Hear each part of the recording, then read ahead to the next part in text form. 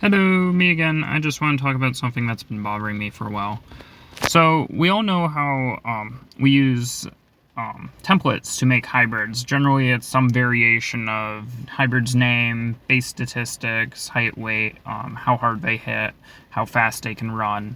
And then we have the genome, which has your base species and then all the other additional species added on, and then what those additional species do.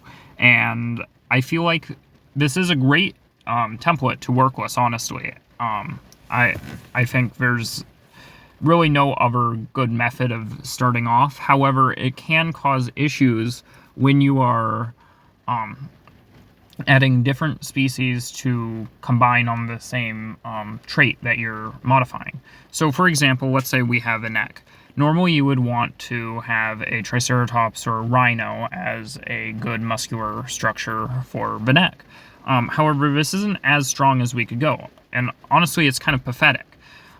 So instead, we can make the Spinosaurus meme. So as we all know, Spinosaurus thoracic vertebrae were not actual muscle attachments like a spinal hump, but we can make something similar.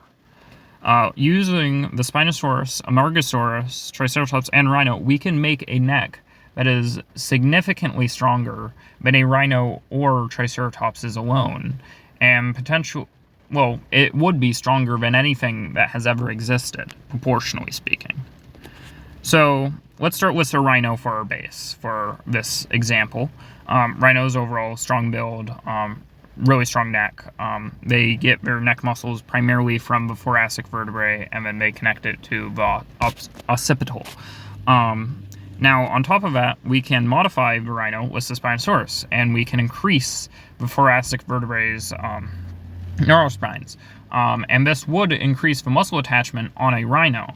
Unlike the Spinosaurus, Rhino's vertebrae is designed and made for muscle attachment. So increasing the height of this would just increase the surface area for muscle attachment rather than just adding a spine onto the animal.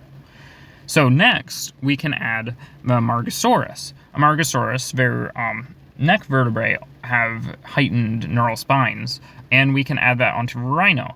Again, these will serve as muscle attachment points. Also, Amargasaurus have a split row of neural spines going from their neck to a bit of their torso, which again, commonly in animals with this trait, not specifically the Amargasaurus, but a bifracted or split neural spine structure vastly increases the muscle attachment area on an animal. Rhinos already have this a little bit with a Y-shaped split at the top. They're slightly bifracted. This is also seen in a few domestic cow species and other sauropods, but Amargasaurus has completely split two independent neural spine structures, so that's one of the better ones to use. And then finally, we can add in the Triceratops. Now, the Triceratops' entire frill normally isn't used as a muscle attachment point, but because we are using Rhino for muscle attachment for the base structure of the animal, and then we are increasing its skull dimensions with the Triceratops, the entire structure can be used for muscle attachment. And you end up with an animal significantly stronger than what it could normally be. But if you look up at the genome, I just added a few extra things that you might want to add from the contributors in case you're making a realistic hybrid, because normally you wouldn't use a single species for a single trait. And now the issue, I hope you can see, is that it gets hard to track what's actually happening in the animal's neck.